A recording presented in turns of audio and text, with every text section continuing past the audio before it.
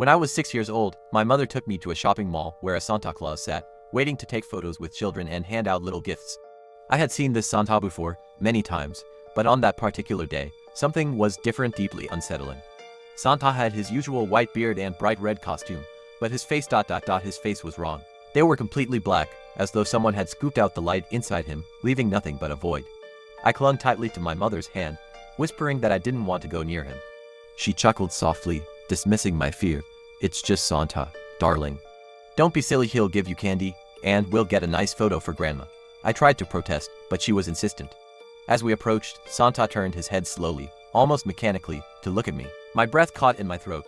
His black eyes seemed to follow me, even as I hesitated at the edge of the little Christmas-themed setup. He didn't speak a word, no cheerful ho ho ho, no warm smile.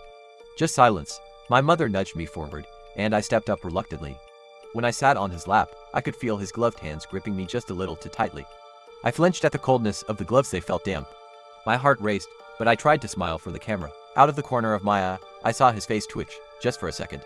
His mouth curved into something that wasn't quite a smile, more like a smirk. I heard a faint, low sound rumble from his chest like a growl. The photographer snapped the picture. The flash was bright, almost blinding.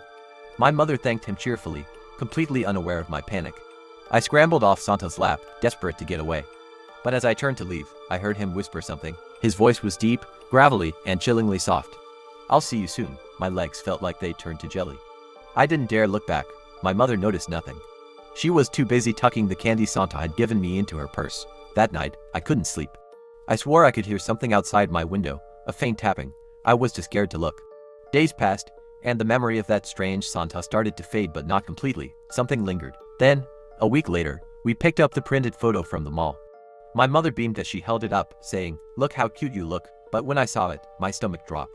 In the photo, Santa's black eyes were fixed on me, darker than I remembered.